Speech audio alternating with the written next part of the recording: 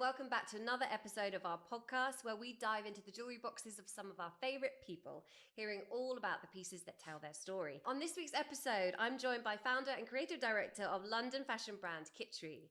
Known for their playful prints and hero statement pieces, they've been worn by the likes of Emma Roberts and Sophie Turner, and have had two hugely successful collections with the amazing Jessie Bush, who we love. Joining me fresh off maternity leave, I'm thrilled to welcome Haeni Kim, everyone. How are you? Intro. Do you like that? Took me a couple of takes, I'm not going to lie. Yeah, fresh off maternity leave. Why do you find that so funny? Definitely don't feel fresh. That's true, actually. Anything but fresh. Anything but fresh off the maternity leave.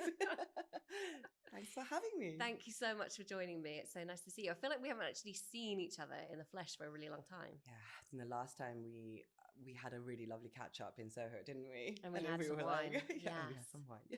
Yes. Which we'll have after this. Or mid. Yeah. Yeah, that's true. How have you been? So fresh off maternity leave. Yes.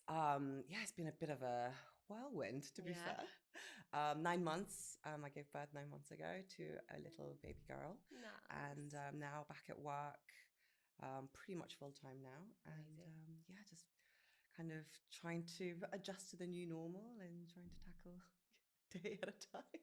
I hear you. I think even if people aren't just fresh on maternity leave, we're always just trying to adjust to normal, aren't we? It's pretty mad at the moment, isn't it?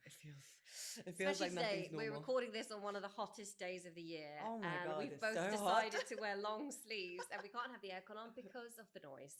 So if you're listening to this, you're probably lucky because you can't see us sweating. Anyway, Haeni, let's start from the beginning. Tell us a bit about who you are and your journey to launching Kitri. So my name is Haeni Kim. Hi. I'm from South Korea. So I came over to England when I was 12, actually to become a ballerina. I love that. That feels like a lifetime ago. I pursued that for a long time. And then went to university here and decided to go into fashion. So it was after that, my dream was to kind of start a fashion brand and worked in various different kind of parts of the industry until 2017 when I decided to bite the bullet and start Kitri. Amazing. So Kitri is my favorite ballet character from a ballet called Don Quixote. Nice. Classical ballet. She has like great accessories. Oh, the music's really accessories cool. is very important. Very important. And just like a really lovely role to dance. And fun and playful, and she's quite like a cool heroine. So I wanted to kind of bring that spirit into fashion. So I didn't know that's where the name comes from, and it makes so much sense. Kitri, Everybody told me to name it after myself. I was just like, there's way too many vowels in my name. Nobody's gonna get it right. Everybody's gonna call it something different. Let's just make something simple. Also, it's a 5-letter word with a T in the middle, so kind of very balanced in my visual kind of world. I work in 5s and 3s. Do you? Are you the same? Well, I think I end up doing that. Yeah. Yeah, it feels a bit odd doing anything else. Yeah, doesn't it? Isn't that funny? So an aspiring ballerina, then curveball. Yeah. You just launched a fashion brand. Just save something for the rest of us. What was that pivotal moment then that made you decide to launch Kitri? I was working in the fashion industry for a few years at the time, and I was looking for something that was not quite there. I felt like there was a gap in the market between like high street and also even like contemporary designer, so-called contemporary designer level brands. So I worked in both luxury end of fashion and also in the kind of value-driven like mass market fashion in my time in the industry, and really kind of felt high quality, unique design, limited quantity, that kind of thing just wasn't happening at an affordable price point. So I was going into my late 20s at the time, and I was looking for something that wasn't like something that's going to disintegrate in the wash, but I also wasn't quite prepared to be forking out a lot of money for designer clothes. And I just wanted to find something that was going to speak to me and my friends and, people who are growing out of high street, but also wanted to find value.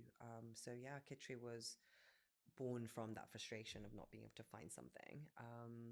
And I guess in a way, like really weirdly, I've been almost strategically trying out lots of different areas of the industry just to gather as much information and experience as possible to start a brand someday. I think that's in my chaotic my career trajectory. It's been gearing me up to this point.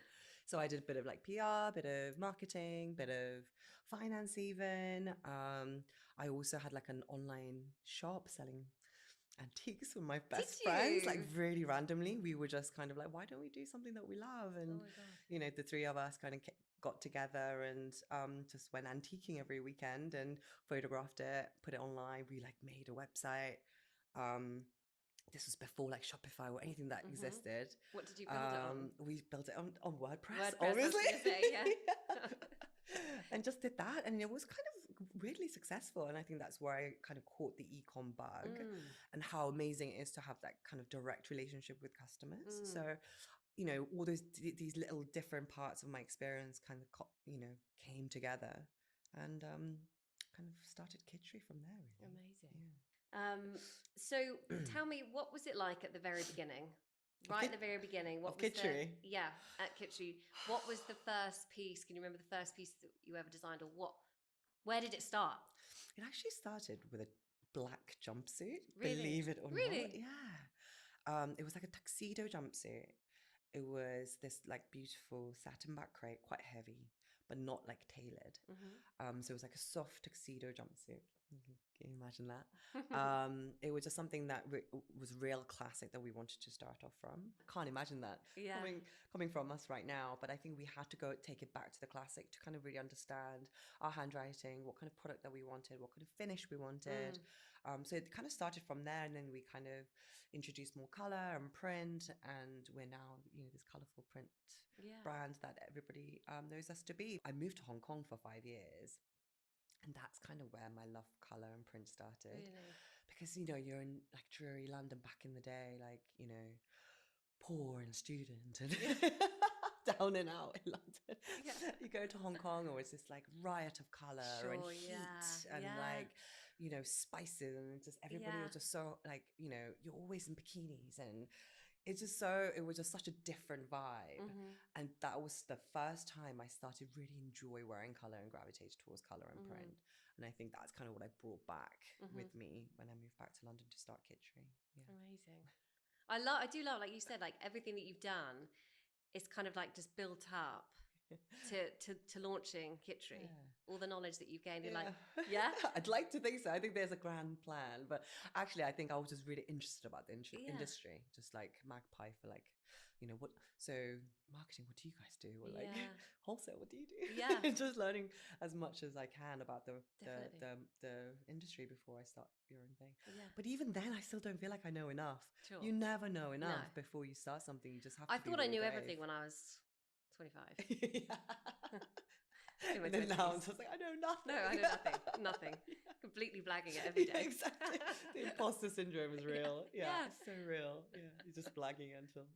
I love hearing about what goes on behind the scenes of any brand. So can you talk to me about the process from literally the idea to selling the product? Yeah, I mean, it depends on the season, but we are very kind of inspired by spring, summer in general, because that's when everybody wears dresses. And you want to kind of feel renewed. So spring, summer is kind of our thing. We always start with a bit of a location dream feeling. I think feeling is a big thing for us. We want to kind of nail how we want our women to feel in the clothes in that season. So for example, like this spring, summer, we had this kind of idea of, going through European so silly, but like a European like farmer's market with a basket bag in your hand, and just like picking out fresh produce and fruit and this like gorgeous light and sunshine and that kind of easy breezy Riviera feel. So that's kind of how we started. So we started trawling through markets for lovely like vintage scarves and tea towels and just anything that we can kind of get an idea for like a print direction. Normally we start with print and then silhouette.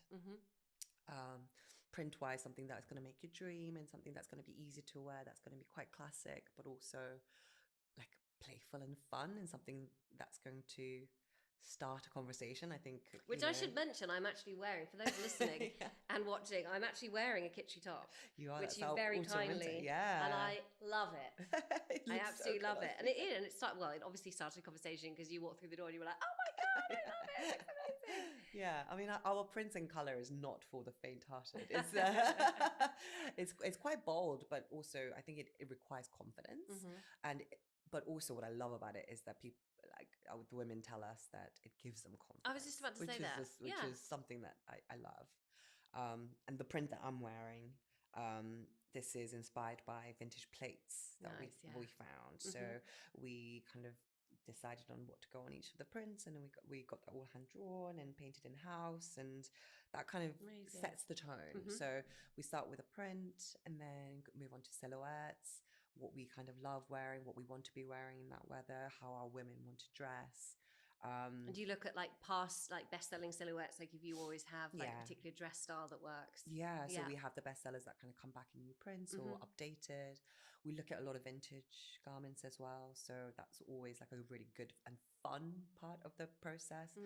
Just trawling through racks and racks of like lovely vintage clothes and just finding little details that we love. And kind of putting that all together, and then the team will come together, kind of sort through those and start to plan the range. And then it just begins from like this humongous collection into whittling it down into around 80 to 100 garments per styles per season. And then it's still big. It's still big, isn't it? But we don't feel like it's enough. We love love so much of our silhouettes. It's a real process in trying to find the right silhouette to go with the right fabric and right print, that kind of magic mix of those elements together. It's really fun. There's a lot of this or that situation going on in our studio, because sometimes when you're like really in it, I'm sure you have this in Daisy, you have like divided opinions of, some people really love this, but some people don't love it as much, and those people really love this and they don't so much. So we have a bit of like a poll going on in the studio all the time, and trying to kind of find that magic. And how long is that process from start to finish? Depends. It's a continuous thing. Like I feel like at any given moment we're working on 6 collections. Right. And there are 4 seasons a year, but somehow we always work on 6, because you're working on the ones that you've designed already. You're promoting that and you're marketing that. Sure, And then you're also thinking about the ones that are coming up. So, but it takes anything from like 4 to 6 months to get something together. If it's like a style that we feel like, oh my God, like we love this would be perfect for, I don't know, like summer now. Then we can get that going pretty quick. But in general, it's 4 to 6 months of agonizing selection process. And you probably feel the same as we do at Daisy. It's like I already feel like we're late for Christmas. Christmas is always coming, isn't it? Like I'm already thinking, similar to you, already know what collections we're launching sort of middle of next year. It's like, I feel like we're rushing our lives away almost. But jewelry is also it's a huge season for you for Christmas. Yes. That's like the big. Yes, we are a big gifting brand. Yeah. People love coming to Daisy for their gifts, and it's great. So that's the big season. And we're launching this. Well, it's not about me, but we're launching the new collection. We've got lots of lovely things coming. Can't wait to see it. Yeah, it's exciting. Amazing. I saw something going on about like the designs and the prints. Something that we read is that you wanted to be able to make hardworking and limited edition, which is what you mentioned, well-made hero pieces. And I love that hardworking really like struck with me, because I talk about that quite a lot with our jewellery as well. It's just, we want to, get those pieces that you want to invest in and be able to wear time and time again, and layer up, layer down, team with jeans, team with a white t-shirt, that kind of thing. Is that something that I feel like, are you finding that's even more important now in today's climate? Designing those pieces that are hardworking for the women that are wearing them. Yeah, for sure. I think our women are also busy, and they don't have time to, go home and change and, change 5 times a day, etc., for different things that she's required to do. But I think it's important for us because we want our women to love what she's got from us and want to look after it and wear it again and again. The idea of this kind of throwaway fashion is just something that doesn't sit with me at all. Like this set that I'm wearing today, I've worn it like maybe like 5 times in the last 2 weeks. Perfect, yeah. You just kind of wear it separately, wear it Yeah. together, wear it to dinner, wear it to Mm. work. You know, I think it's really important for us that she falls in love with the style, and she can see lots and lots of different ways of wearing it and lots of different situations that it would be appropriate for. Yeah. And I think that's something that's really important to us, that versatility. That's not to say like, you know, it's okay to keep a few pieces as a like a really special wow, like I want to wear this, you know, for this big birthday I have coming up, or, you know, and it's amazing to be part of that too. But we want it to be hardworking. Like, Yeah. we want her to be able to wear it again and bring it out and still love it, rather than like, oh, I'm wearing it this once and not going to look at it again. I think that just really, yeah. I totally agree. And your quality's so good. I own 1, 2, 3. I think I've got 4 pieces of yours. Yeah. 3 of which you really kindly gifted me. The first one I bought, and you'll remember it. It's like a chiffon material. Yeah. It's like maroon. The collar is amazing. It's kind of like up here. It's long, puffy sleeves, similar kind of sleeves to this, I think. Yeah. I love, and it's like see through, and it's got a little top underneath. I love that. That's usually, and I still get that out for like, I want to feel a bit dressy. Moment. Yeah. Then I've got a gorgeous red shirt. Then I've got a gorgeous jumpsuit, which is that maroon, which actually, funnily enough, I wore. And when you gifted me that was when, actually, context for everyone is where this podcast started. Yeah. So the idea really stemmed from, we launched some lives in lockdown. We called it Homegrown Daisy because we were all at home. And I had Haeni on Homegrown Daisy. We did like a very, very short version of this.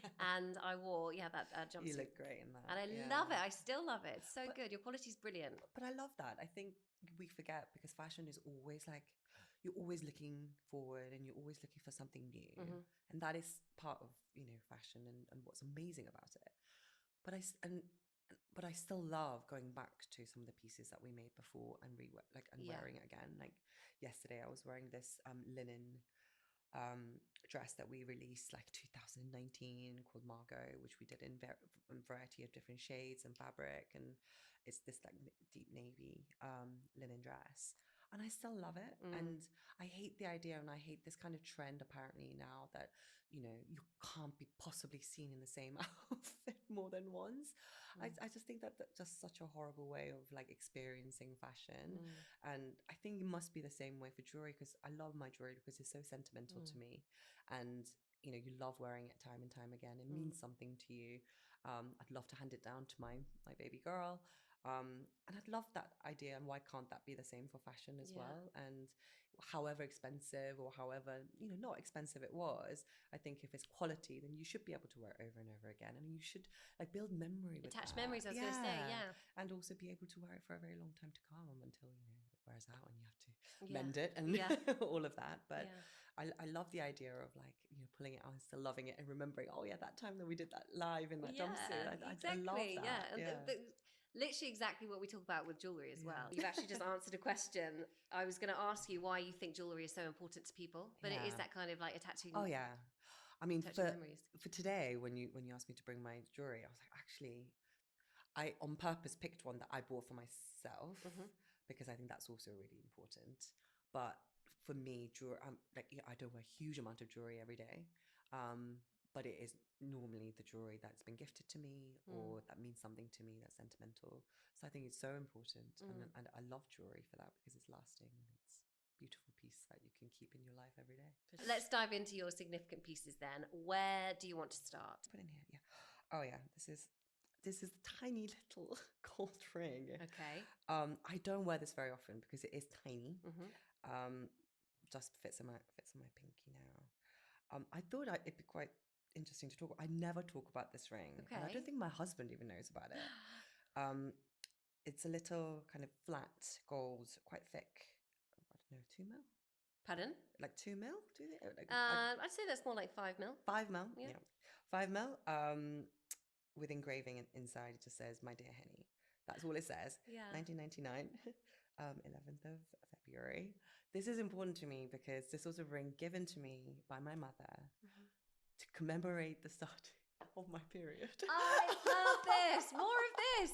This is so good. You know, this is the second piece of jewellery we've had from someone that got So they got a piece of jewellery when they started their period. Really? Yes. Someone else had that? Yes. Oh my goodness. India Semi. Really? Yes, she got a bracelet. I love that. Yeah. And the reason for that is because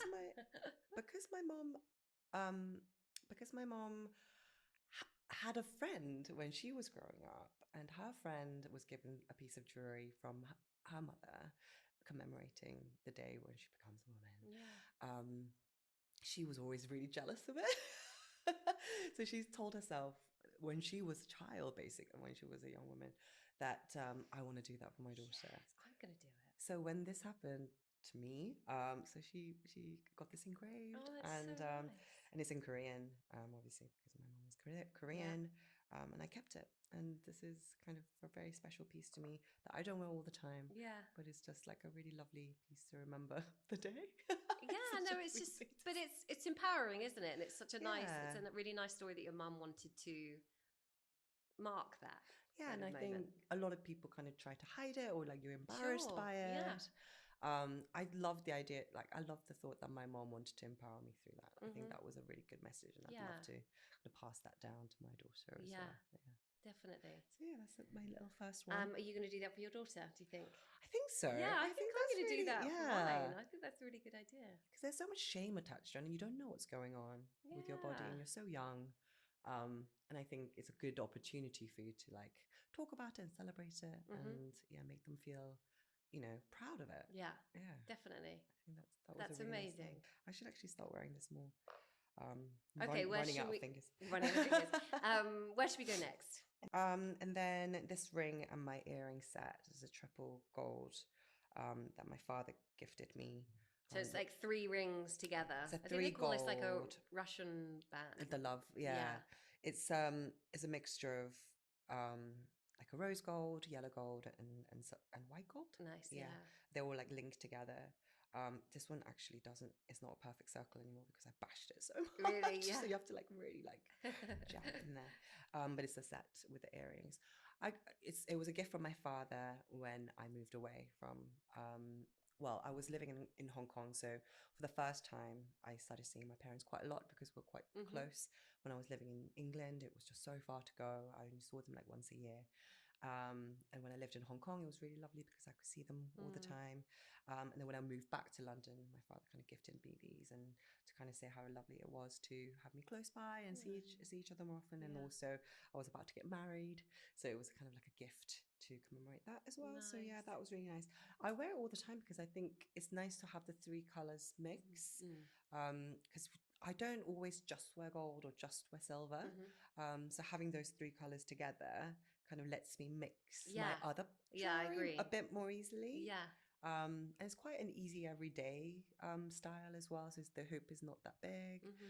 It's quite subtle. Got all the 3 colors. So yeah, it's kind of something that I wear all the time. And it's just lovely to have something to kind of remember my time with my parents when I was an adult. Yeah. When I was a bit closer to them. Like I haven't seen my dad in person for nearly 5 years. Really? Because COVID, I hadn't seen them for about 1.5 years or 2 years before COVID happened. And then obviously during COVID, we couldn't travel. My dad hasn't still met my daughter. So we're going in December to take my, to travel there with my daughter. And yeah, it's going to be so sweet. And to see him after 5 years is going to be quite mad. I don't know whether he'll remember me. It's like, who's this? Oh, it's amazing. I'm weirdly a crier. I don't think I'm a crier. I wouldn't have you down as a crier. But I cry at like random things like movies and songs. I don't cry at like real life stuff. Yeah. I think I'm quite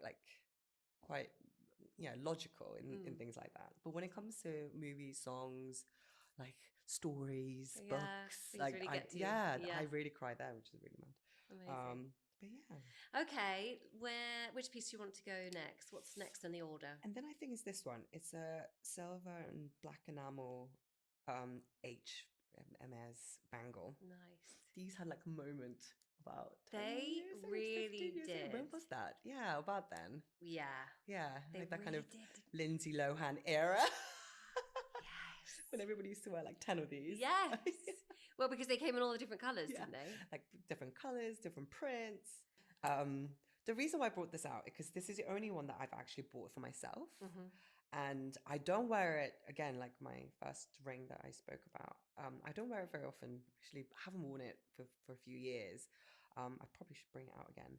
But I remember this so clearly because this was the treat for myself when I got a promotion, my first, like a big promotion at work. And I'd been eyeing this up for ages. And I was like, too expensive, too expensive. That's silly. Don't do that. Like, oh, what a stupid idea. And then when I got the promotion and I looked at the difference in my paycheck for that month, it was exact. Oh, was it? It was the perfect exact amount. You could probably work it out if you go back when I got promoted. But yeah, I was like, it was meant to be. Yeah. This was supposed to be for me. And it felt quite reckless, but quite fun. And I was like, Yeah.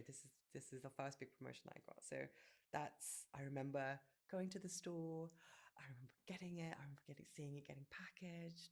Would you choose bringing it black today? home. Probably would. Good, Only yeah. because everything else I wear is quite Yeah. colourful. It's quite nice to ground it. Yeah. I'd probably still go for silver. Yeah. So I think, yeah, it's pretty classic. Amazing. And because my name's Haeni, it's an H, so Yeah. it's, I tried to find a name beginning with H for my daughter for ages, and I couldn't find any name that I liked with H, because I had in my head that I wanted to hand down anything that was H to my daughter. Not that I have that many, but yeah. So this was the beginning of that, like any monogrammed items that I have of that. I love that. Okay, next piece. The next piece is my engagement ring. Nice. Which is stunning. Oh, thank you. I mean, how do we even try to describe this? It's actually it's an antique or vintage. So it's actually quite I don't even know cuts of diamonds. It's like a Well, that's a square. Well, the setting is well, square. that's a square. The setting is square, but the diamond inside is actually. I see. Sorry, yeah. Okay. It's a round cut. Yes. Round cut diamond set in like a square, and it's almost like a square pyramid. Yes. It's gorgeous. And quite deco. Mm-hmm. And it's got different layers with like smaller diamonds on the sides. But I think it looks a lot grander than it actually is, because I think the setting really kind of makes it like super sparkly and just a lot more decorative. Mm-hmm. It has a little bit of can you see? There's a bit of a dent in it. Oh yeah. Because it's an antique. Was that you? No, it wasn't me. It came like that. I wonder what happened. Yeah, exactly. I think this ring was called Fitzgerald. I don't know whether that's the name that the jeweler gave it to the ring, but that's what it was. Mm-hmm. So this is my engagement ring. My husband bought it for me. We got married in 2017. Engaged 2 years prior to that, so it was 2015. So yeah, I mean, this ring I just could not believe that he bought when I opened the box. Really? I just couldn't believe it. Yeah. Not because of like anything, just to be he cheated massively with this ring because oh my god, I thought you were. I didn't know where that was going to go. Oh no, okay, no. He cheated massively. Cut. What? Cut it there.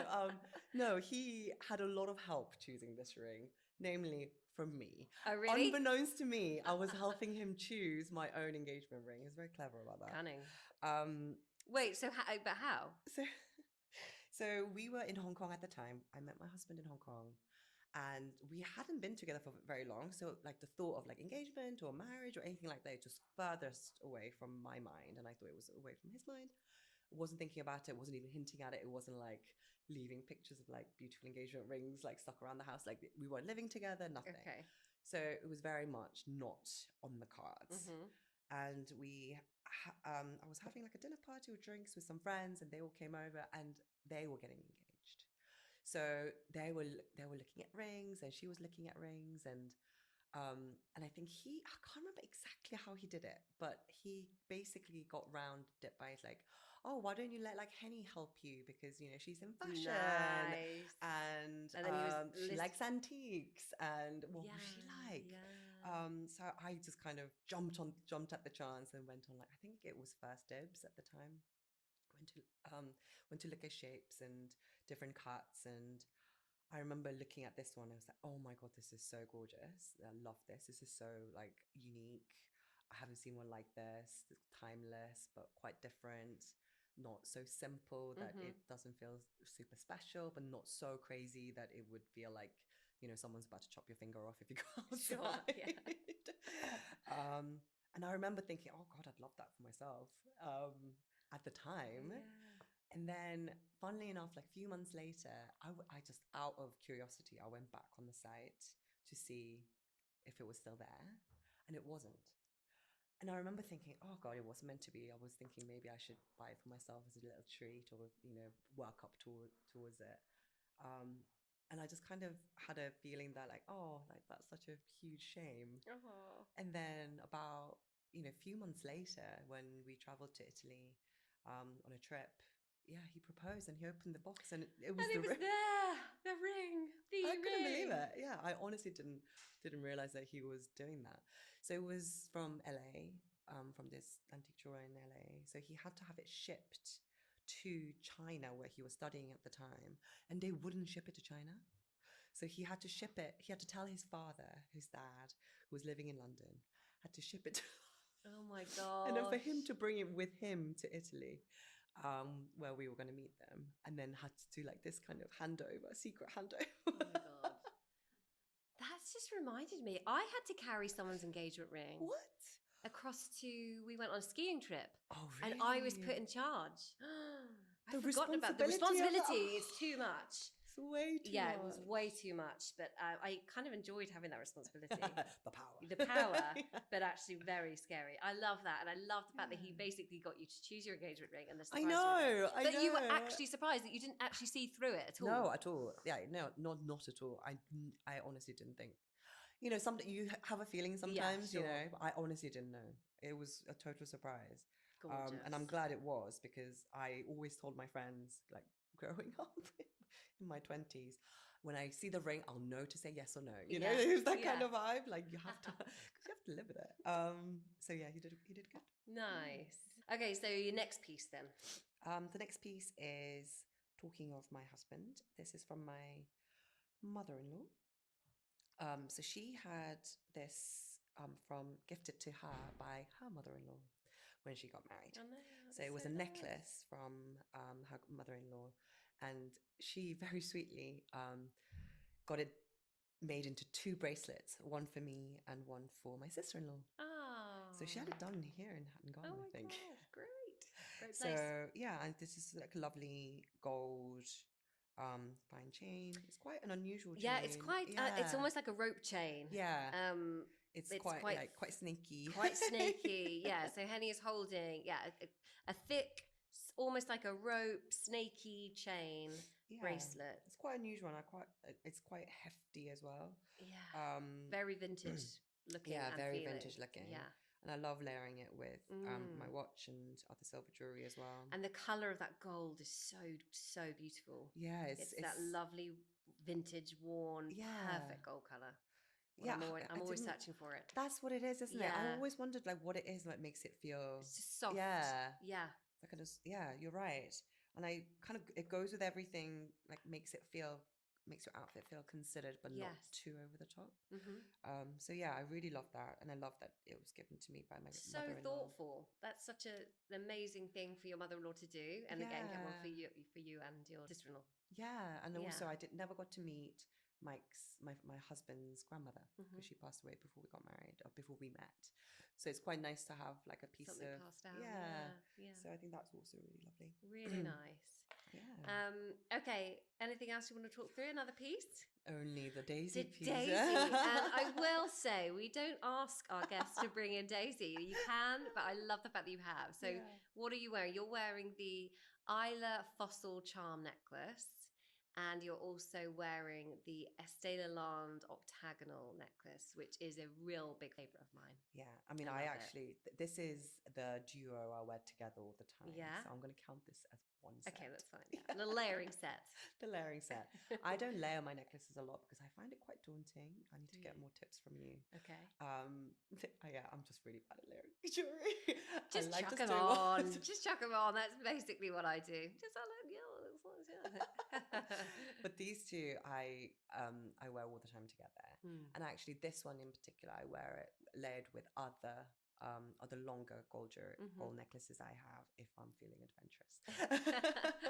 But I love these because I think they're simple and classic, but also it just feels slightly like decorative in a bohemian way. I don't know. I don't normally tend to veer towards bohemian in my jewelry or dressing, but I quite like it. I love wearing it on holiday. I love wearing it with more masculine pieces. It feels a little bit more feminine, and it's really lightweight, really easy to take care of. And yeah, it just kind of, I've worn this quite a lot. You could probably tell by the color. I'm not the it's best lasted well, but yeah, not best at like that looks like you spray cleaning it. perfume on it, I think. Potentially, yeah. Oh, that is my perfume zone. But yeah, I love wearing together. You can tell I'm not lying when I say I wear it all the time. But yeah, I actually was thinking about getting this engraved, but I also love the idea of it not being engraved. It's kind of quite plain. I quite like it. Yeah, so these two I wear together all the time, and I love. I gifted one of them to my this one to my mother-in-law as well, as like a thank you for being such a lovely mother-in-law, and she wears it too. She loves it too. And now she's a fan of Daisy, so she also wears it too. Yes. Oh, that's spreading so the nice. word. Absolutely, spreading the word, one necklace at a time. Yeah, and I mean, I've been so lucky. You guys have been so sweet to send me things and give me things for Kitri as well as for myself. But I also love that the green. I don't know which collection it's from. It's like this with like lots of little green like sections that goes around, and I love. Which one is that? Oh, like dark green. Yeah. So it's like green beads. Yeah. Yeah. Love that one as well. Yeah, I really like that one. And yeah, I love wearing Daisy pieces every day. I think it's just kind of lovely, feminine, and just special pieces that you can kind of match with anything, and it feels so special. So I love that. Yeah. Great. That's what we're trying to do. Just what we're trying to do. Make nice everyday jewellery. Yeah, but it's true. It's quite difficult to find everyday jewellery that doesn't overwhelm everything else, and something that feels like quality and something that you can wear time and time again. Well, timeless is like a really big thing for me. It's like making timeless jewellery that you could have found it at an antique shop. You could have found it in your grandmother's jewellery box. Yeah. And you can wear it with any. Dress it up, dress it down. Yeah. I love this as well as a little. Yeah, that's a nice little summer. Yeah, Haeni is pointing out her turquoise and pearl bracelet. That was just a bit of splash of colour, but turquoise is my mum's favourite colour. Is it? Yeah, and so that's that turquoise means quite a lot to me. I'm actually wearing a little turquoise ring. Oh, dear. Oh, that's so lovely. I love that colour as well. I think that colour with silver is so lovely. Yeah, it's quite like holiday as well. It really is. Okay, amazing. Well, thank you for taking us through your significant pieces. Cheers, Haeni. Cheers. So we've upgraded our water and coffee to a glass of wine because we're recording this in the afternoon. Best and it's a podcast. Ever. I know, right? I think this is actually the first glass of wine I've had on the podcast. Really? Oh, I I'm think honoured. so. Yeah. Yeah. We should probably mention we're drinking Amé rosé wine. We only drink Amé rosé wine. We love it. Okay, so a lot has happened in the last 6 years. Yes. Not only did you get married and launched Kitri in the same year. Yeah, we did, yes. And you've had a baby, and you've done collaborations, launched multiple collections. Can you try and identify the biggest highlight for Kitri? I mean, there are a few that I can think of for different reasons, but actually, the first moment that we had a dress go viral, that was a pretty cool moment. Not just for me, but what for dress the team. was it? So it was a dress called Gabriella dress, and it was a green chiffon dress, pleated chiffon skirt. Like very, very vintage looking kind of silhouette shirt dress, the belt, green floral with a white floral. And for some reason, that for that moment in time, it was just the right dress for everybody. Yeah. They just wanted to wear it. Can you remember what year that was? 2018. Okay. Yes, it was the second year. Amazing. It was our second spring summer collection, I think, and we knew it was a special dress, but we just didn't understand how far that would go. And we released the image on our website. The moment we put the image up online, we started getting emails and messages about when is this going to go? When is this dress going live? And we started kind of building up a waiting list. And that was the start of our waiting list function on the website. And we'd kind of amassed 400 people waiting list before we even knew what we had. It was crazy. We only made 50 units or something like that. It was just mad. And then we put up the waiting list up, and it just went and went and went. And it was 2,000 people on the waiting list by the time. it was released, this kind of frenzy occurred. I mean, it was a really cool moment because up until that moment, we'd had great press and we've had really great buy-ins from, influencers that we love, and customers began to kind of really understand who we were, and we were gaining confidence. But really, like, year one, what do you know? Like, you're really nothing. And second year, we've been working so hard, and it kind of happened in this moment. And when we released it, I mean, we were all like in our old office, sat around my computer and released it, and went, oh my God, oh my God, oh my God. And it just went ding, ding, ding, ding, ding, ding, ding, ding. Like, So it's good. no feeling like it. Yeah. It was just mad. It was like Vegas winning. Yeah. Like, it was just madness for about 20 minutes, and it sold out. And that rush and everybody screaming, we were so like proud and happy, and it was working, so that was like a real like amazing win for the brand, for our team, and I will probably never forget that. I love that. That was pretty cool. That's incredible. Can you try and identify the best thing? What is your favorite thing about what you do? Favorite thing about what I do is the variety. Yeah. I think I was always worried when I was growing up that I'd be like jack of all trades, but like that's a saying, isn't it? Jack of all trades, master of none. Yeah. I was always worried about that. I was always like really wanting to be good at everything, which is to my detriment. I'm also not good at everything. But it just means that as a business owner and founder, you get to see lots of different things, try lots of different things, and learn lots of new different things, and keeps me on my toes, keeps me interested. I get bored very easily. And I'm just interested in lots of different parts of the industry. So I think it suits me really well that I get to flip between like lots of, shiny, lovely, exciting, but also, sometimes hard and challenging and boring things. And I like that use of left and right. I think I'm creative, but also quite logical and practical. So I like having use of both of those sides.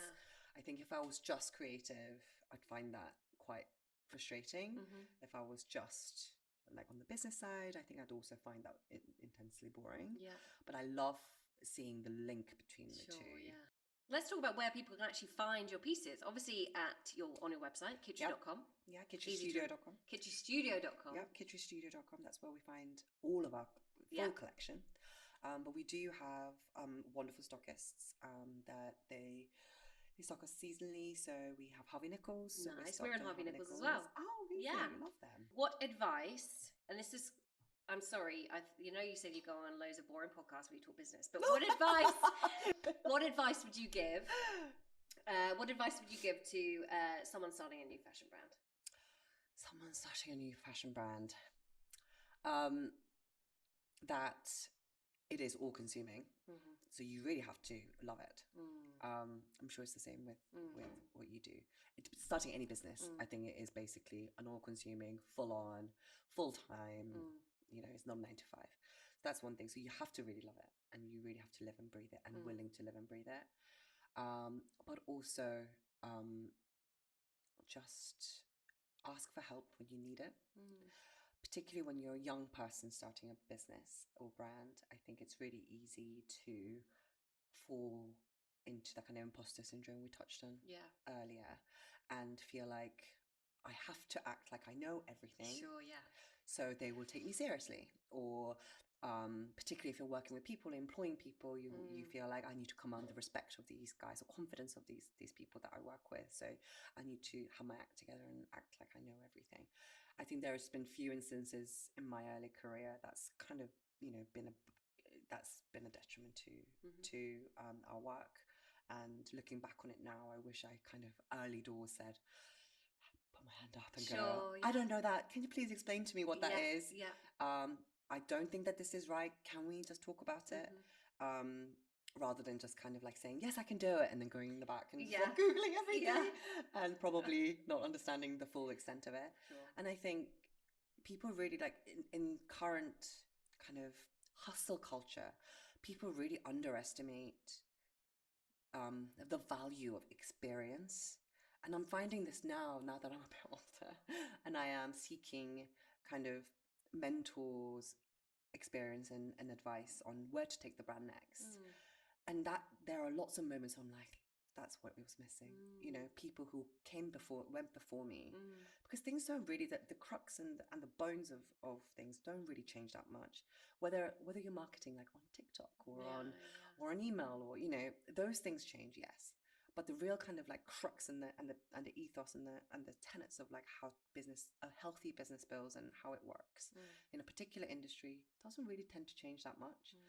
And there's a lot of wisdom and a lot of advice that can be had if you are humble enough to ask, and if you are open-eyed enough to like kind of seek. And I think that's something that I wish I did more of when I was starting. Yeah. This is why you get invited onto podcasts. For your business podcast. Yes, it's so. I'm sitting and going, okay, yeah, you're right. What should I be doing? Where should I be taking Daisy next? Okay, back to jewellery before we end. What is your earliest jewellery memory? Oh wow! Yeah. Oh my goodness! Testing you out. Earliest. Yeah. I think it must be a bracelet. You know, I think it was like a beaded bracelet. I bet everybody says that, like a friendship bracelet. No, quite a few different. Like a friendship bracelet. Nice. Yeah, I remember in my head there's a picture of me dancing like this. With like really colourful beaded jewellery, and I think I remember making it at nursery, like at kindergarten, because I was one of those like people who just wanted to do everything all the time. I had to be kept busy. So yeah, I think that one was probably my first. And I grew up an only child until I was 12, and my sister was born when I was 12, so we're both basically only children. Sure, yeah. Because then you left. Yeah, and I left career after that.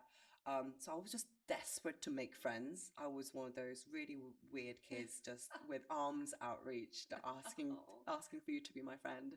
So I remember making lots of bracelets to kind of gift to people and get them to like me. Did it work? Don't think so. I still don't have that many friends. But yeah, I think my earliest memory must be like a friendship bracelet, really like nice. a beaded bracelet that I make. Yeah. Okay, we're gonna finish on some quick fire questions. Yes. I'm really bad at these. Silver or gold? Gold. Great. Statement piece or subtle layers? Oh, both. I told you I'm quite bad at layers. Dressed up or dressed down? My heart's dressed up. Is it? Yeah, my heart's dressed up. Yeah. Yeah. One thing from your significant pieces that you would save from a fire? It's got to be my engagement ring, doesn't it? Well, your husband did lose his wedding ring.